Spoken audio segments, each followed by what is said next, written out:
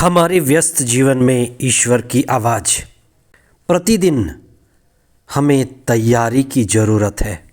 प्रतिदिन प्रार्थना द्वारा हमारे जीवन में तैयारी चाहिए, क्योंकि जीवन संघर्षों से घिरा है।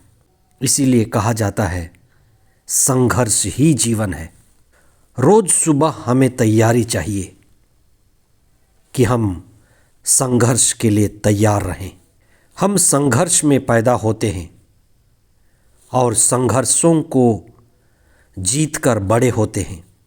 जितने संघर्षों में हम गुजरते हैं उतना ही निखरते हैं। और जिस व्यक्ति ने संघर्ष में चलना सीखा उसे कौन गिरा सकता है। जीवन जीने का एक तरीका है संघर्ष के मार्ग पर चलते जाना और संघर्ष के लिए तैयार रहना। सामान्य काल का दूसरा सप्ताह 17 जनवरी 2024 बुधवार। पहला पाठ सामुएल का पहला ग्रंथ अध्याय 17 पद संख्याएं 32 और 33, 37, 46 से 51 तक। संत मार्कुस का सुसमाचार अध्याय 3 पद संख्याएं 1 से 6 तक। आज के पहले पाठ में राजा दाऊद के जीवन के पहले संघर्ष की बात बताई गई है।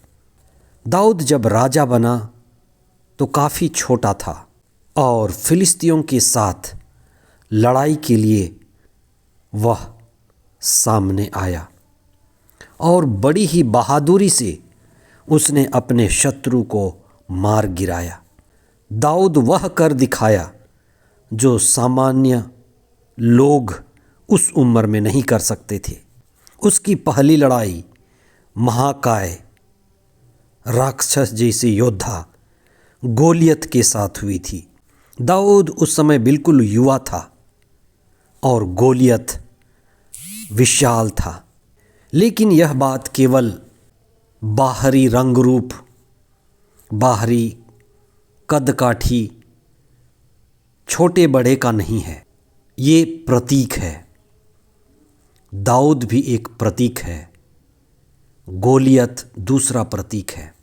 दाऊद छोटा था, सरल था, सहज था, अहंकार रहित था।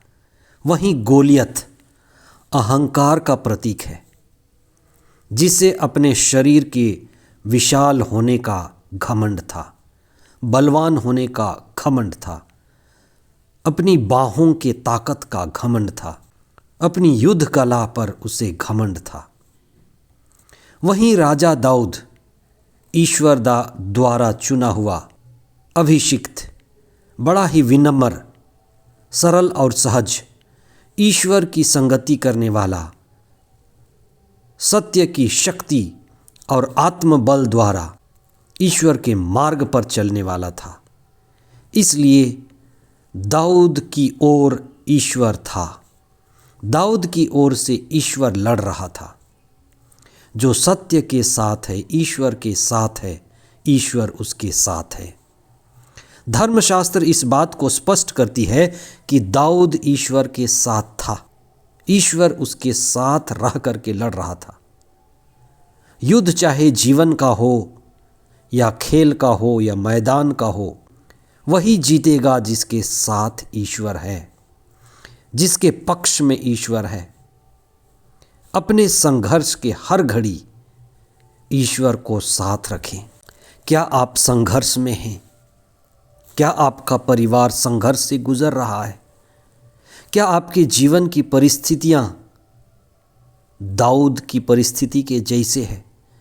क्या आप शत्रुओं से, दुश्मनों से, तूफानों से घिरे हुए हैं?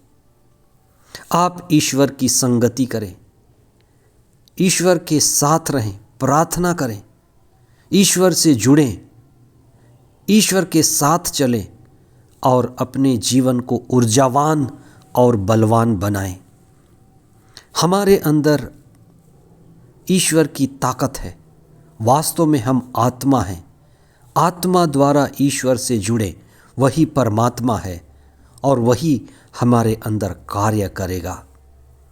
आज के सुसमाचार में ईसा ने पुरानी रीति रिवाज, कर्मकांड धर्म के नाम पर समाज में व्याप्त हर तरह की कुरीति और कर्मकांड का विरोध किया। वह एक ऐसे व्यक्ति को चंगा किया जिसका हाथ सूखा हुआ था, लेकिन वह दिन विश्राम का दिन था, इसलिए उसे यह करते देख कुछ लोग विवाद में, लड़ाई झगड़े में उतर आए। यह अज्ञानता और अंधविश्वास का चिन्ह था। ईसा जो ज्ञान के प्रतीक हैं, प्रकाश के प्रतीक हैं, चेतना के प्रतीक हैं, लोगों को प्रकाशित करते।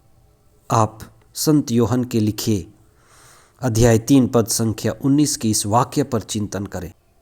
प्रकाश संसार में आई है, लेकिन लोग अंधकार को अधिक पसंद करते हैं। प्रकाश तो है संसार में, सूरज चमक रहा है, लेकिन लोग अंधेरे को पसंद करते हैं। मनुष्य का झुकाव, रवैया, प्रवृत्ति नकारात्मक है और यही सबसे बड़ी संघर्ष है। इसलिए हमें खुद से लड़ना है।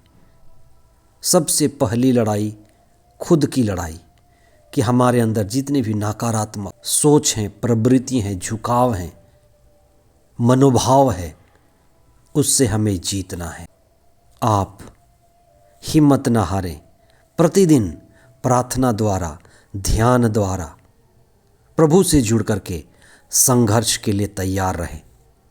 जिस तरह से राजा दाऊद ईश्वर से जुड़कर संघर्ष करता गया, हम अपने समय में, आज के दिन में, आज के समय में ईश्वर से जुड़ करके संघर्ष करते जाएं। और याद रखें, हमें जीवन में तैयारी जरूरी है, क्योंकि संघर्ष ही जीवन है। आमीन।